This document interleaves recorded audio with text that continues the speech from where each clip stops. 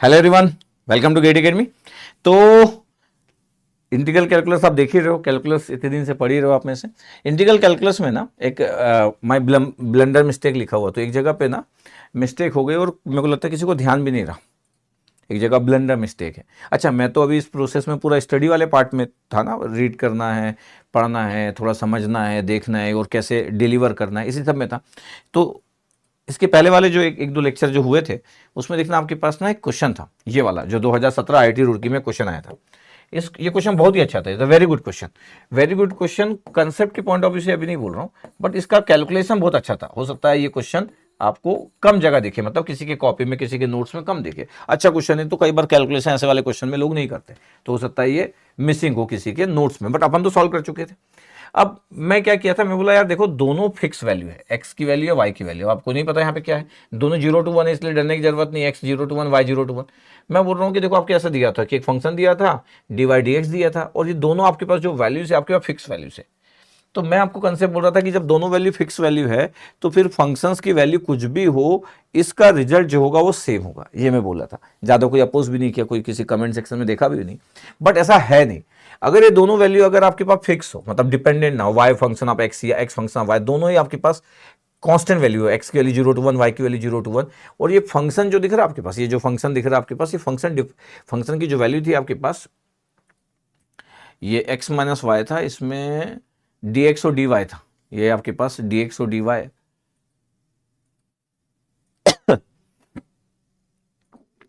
इतना हमारे पास था। तो अभी आपके पास क्या था कि जब हम सॉल्व करते हैं ना, अभी मैं आपको दिखाता हूं, तो अभी होता क्या आपके पास कि रिजल्ट में बोला था कि यार सेम आएगा, ए और बी आना चाहिए, अब देखते कितना आएगा करके, ठीक है। अभी सुनना, फिर मैं इसको सॉल्व किया, बहुत ही अच्छा क्वेश्चन था कि फिक्स वैल्यू थी आपके पास एक्स और वाई की, फिर मैं सॉल्व किया, फिर मैं पुट किया, और बहुत ही गुड क्वेश्चन था पुट करने के पॉइंट ऑफ व्यू से, अगर देखा जाए तो हम सॉल्व किए थे। और ऐसे क्वेश्चन सबसे नहीं बन सकते, क्योंकि इतना अच्छा कैलकुलेशन सब स्टूडेंट का होता नहीं, कुछ ही लोग का होता है। फिर मैं इसको सॉल्व किया, सॉल्व करने के बाद हमारा आंसर आया था 0.5, ये हमारा आंसर आया था। फिर बोला कि यार आंसर वो लगा दो, 0.5 दोनों का होगा। बट आपको एक चीज मैं बता रहा हूं, ध्यान दीजिएगा, एरिया के केस में कोई इशू नहीं होता है। एरिया के केस में इसलिए इशू नहीं होता है बिकॉज एरिया में फंक्शन की वैल्यू 1 होती है, तो एरिया के केस में तो हमेशा रिजल्ट सेम हो रहा है, क्योंकि dx dy करो, इसलिए तो हॉरिजॉन्टल और वर्टिकल स्ट्रिप की कंसेप्ट की हम बात करते भी, हॉरिजॉन्टल स्ट्रिप लो, वर्टिकल स्ट्रिप लो, there is no issue. Yes, area में तो आपके पास कोई इशू ही नहीं है। एरिया जब हम फाइंड आउट करते हैं dx dy करो, dy dx करो, जब आपके पास फंक्शन दिया रहता है और अगर आपके पास ये दोनों अगर वैल्यू अगर फिक्स वैल्यू है, दोनों वैल्यू अगर फिक्स वैल्यू है, तो एक चीज का ध्यान रखेंगे आप, क्या ध्यान रखेंगे, दोनों वैल्यू अगर फिक्स वैल्यू है तो इसमें छोटा सा कंसेप्ट होता है सिमेट्रिक फंक्शंस का, कंक्लूजन बताता हूं मैं आपको सिमेट्रिक फंक्शन का। और ये सिमेट्रिक फंक्शन क्या होता है कि एक function F x Y symmetric in X and Y, swapping X और Y does not change the value of function. अगर मैं एक्स और वाई को इंटरचेंज कर रहा हूं और फंक्शन अगर सेम है, इसको हम बोल रहे हैं symmetric function. Like x y दिया है, अगर मैं एक्स की जगह वाई लिखूं, वाई की जगह एक्स लिखूं, तो भी देखो एक्स वाई हो गया, वाई एक्स हो गया। अब ध्यान से देखो तो दोनों एक ही है, इसको बोलते हैं हम सिमेट्रिक फंक्शन। और अगर ऐसा सिमेट्रिक फंक्शन दिया है और दोनों अगर एक्स और वाई जो वेरिएबल है अगर वो फिक्स हो, तो फिर आपके पास रिजल्ट सेम होगा। इसका मतलब है अगर मेरे पास जैसे इस क्वेश्चन में x इक्वल टू 0 to 1 हो और y इक्वल टू 0 to 1 हो, और ये एक्स वाई है और ये डी वाई डी एक्स है, इवन इसका result x equal to 0 to 1, y equal to 0 to 1, इसमें इंटरचेंज कर दो आप, y equal to 0 to 1, x equal to 0 to 1,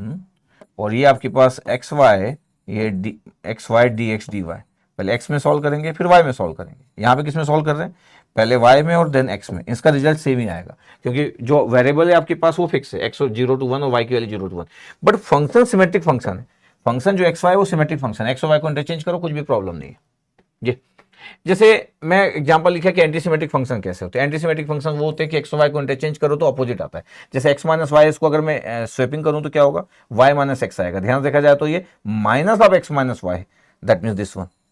और इस टाइप का अगर आपके पास रिजल्ट है, इस टाइप का अगर आपके पास रिजल्ट है,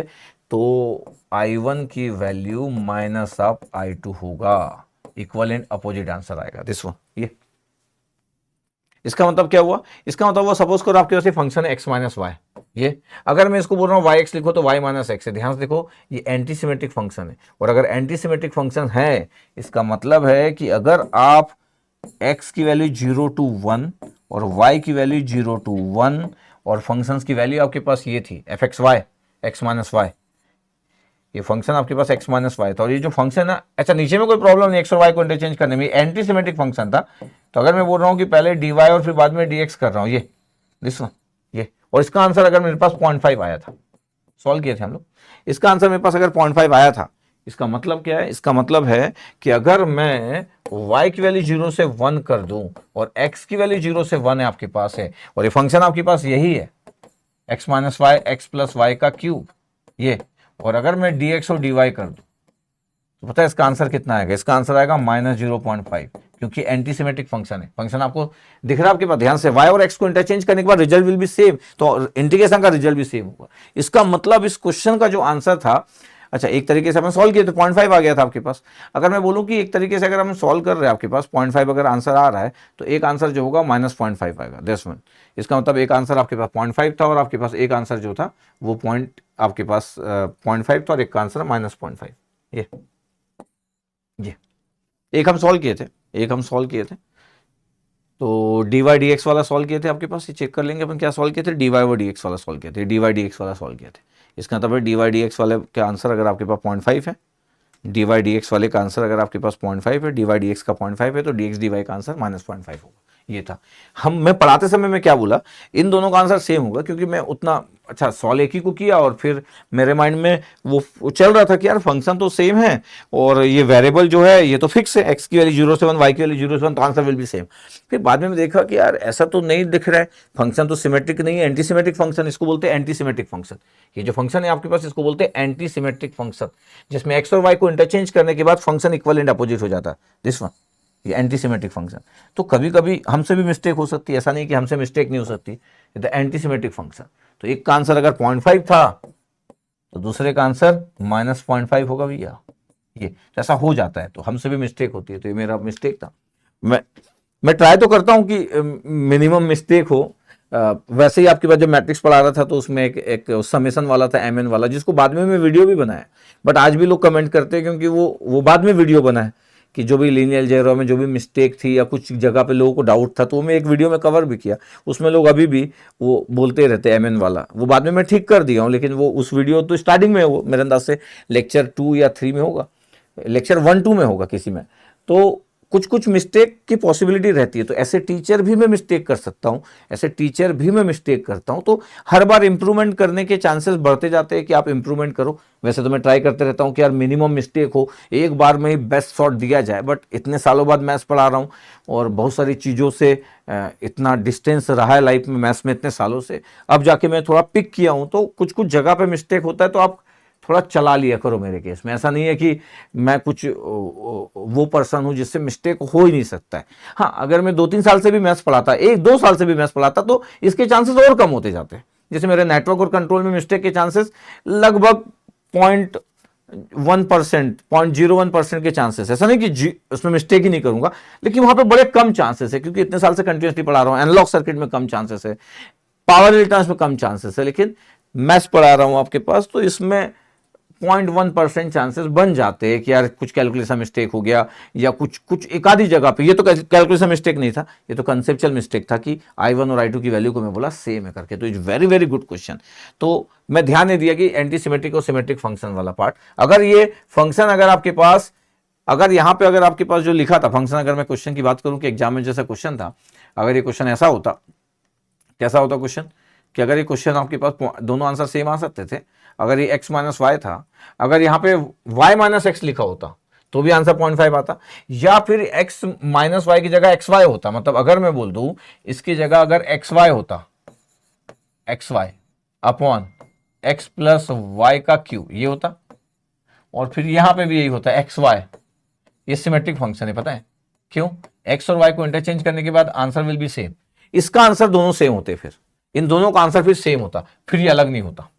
और दोनों, अच्छा वेरिएबल फिक्स है इसलिए ऐसी बात चल रही है, when both variables are fixed.